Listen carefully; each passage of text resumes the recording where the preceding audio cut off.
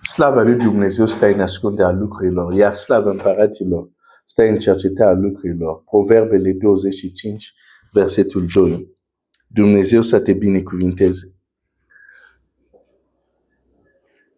Am încercat, arătând în diverse exemple, un adevăr simplu, dar foarte important, subtil, delicat, care cere o înțelepciune din partea noastră și anume o singură persoană poate să aibă diferite roluri. Și în funcție de context, ne purtăm într-un fel sau altul, în funcție de rolul cu care avem de a face sau cu care vrem să interacționăm.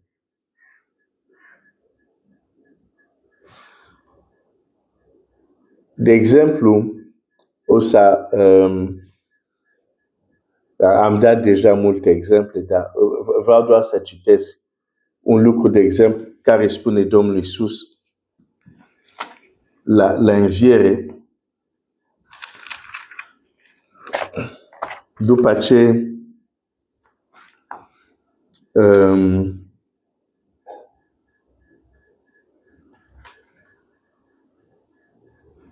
Maria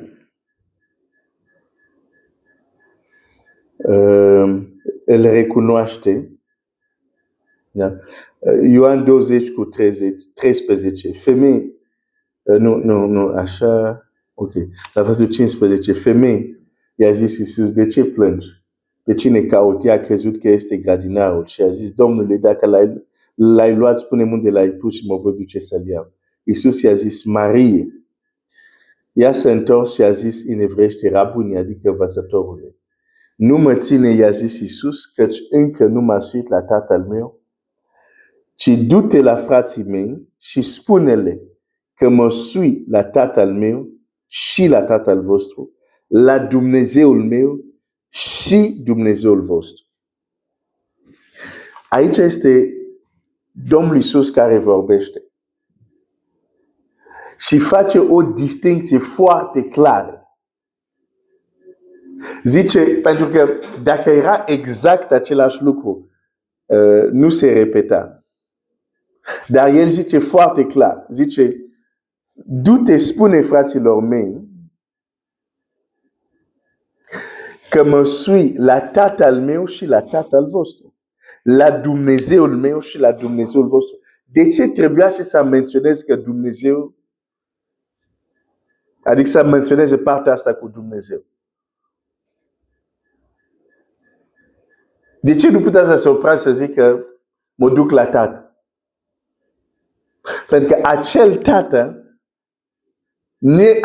nu are doar rol de tată, are și rol de Dumnezeu.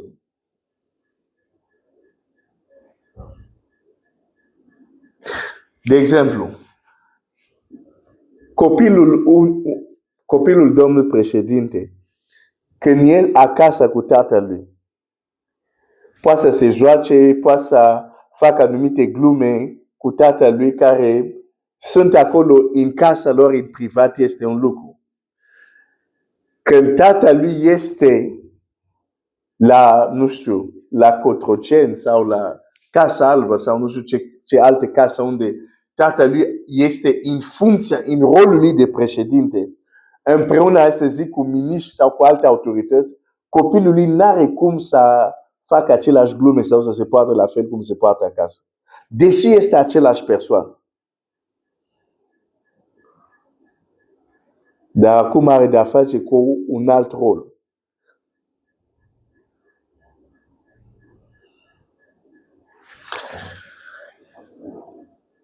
Și Domnul Iisus, când ne uităm la Domnul Iisus, de ce sunt 4 evanghelii, de exemplu? De ce nu doar una? Că e un singur Domnul Iisus. Dar de ce 4? Pentru că acele 4 evanghelii, fiecare tratează sau prezintă pe Domnul Iisus sub un anumit aspect, sub un anumit rol.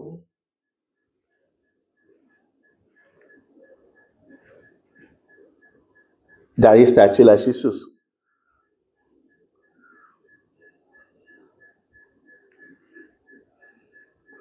Mă duc la Tatăl. E și Tatăl vostru. Dar mă duc și la Dumnezeul meu. E și Dumnezeul vostru. De Tatăl nostru ceresc nu este doar Tată, este și Dumnezeu.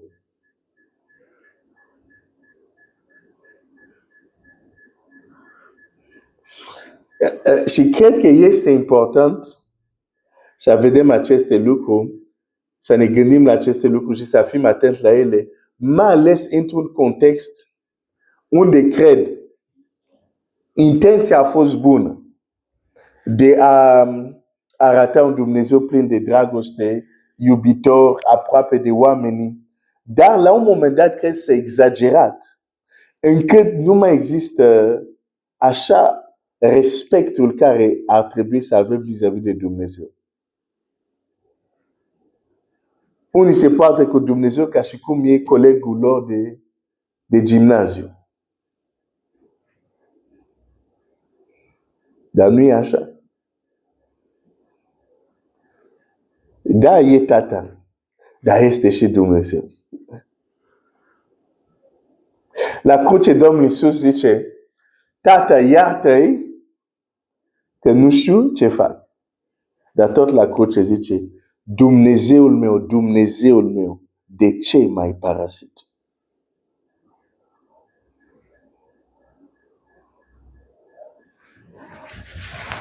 Dacă ne uităm la pildă de Domnul Iisus, o să vedem că Domnul Iisus, dar nu o să mă duc poate în alt context acolo, dar când Domnul Iisus prezintă rugăciune, prezintă cel puțin 3 roli care Dumnezeu l-are, în care putem să ne apropiem de Dumnezeu. 3 în pildele Lui.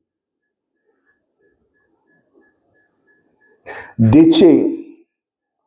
Pentru că în funcție de rolul sau dimensiunea cu care vrei să interacționezi, va trebui să respect un anumit protocol, dacă pot să zic așa.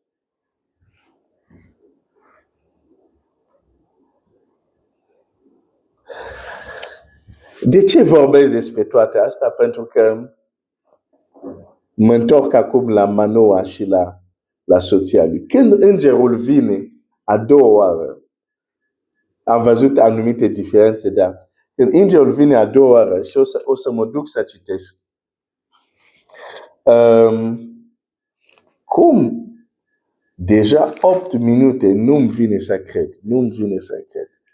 Wow. Dar mai pot să citesc ce vreau să citesc?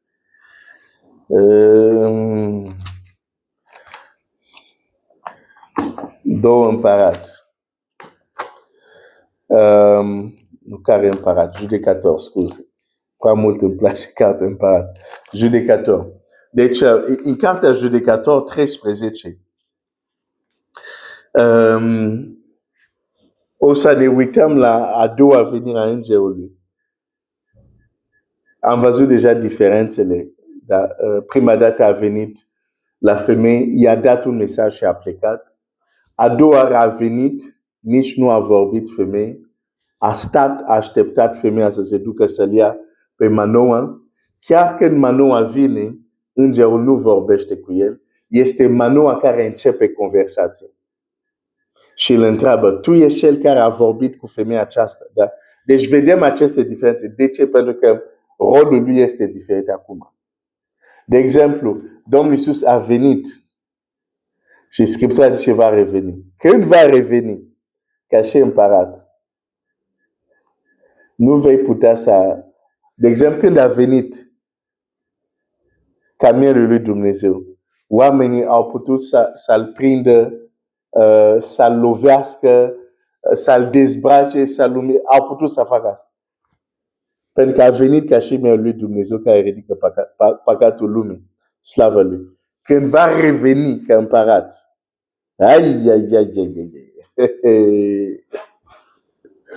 nimeni, absolut nimeni nu să-și permită să pună un deget pe el. Daí același Iisus. Dar când revine ca împărat, aia o să fie altceva. Da. Da, ne întoarcem la Manoa și mâine o să ne uităm pentru ce a venit a doua oară îngerul. Și de ce se poartă cum se poartă a doua oară. Diferit de prima dată. Prima dată a apărut, a vorbit. A doua oară apare, nu vorbește. Doar răspunde. Continuăm mâine. Que Dieu te bénisse.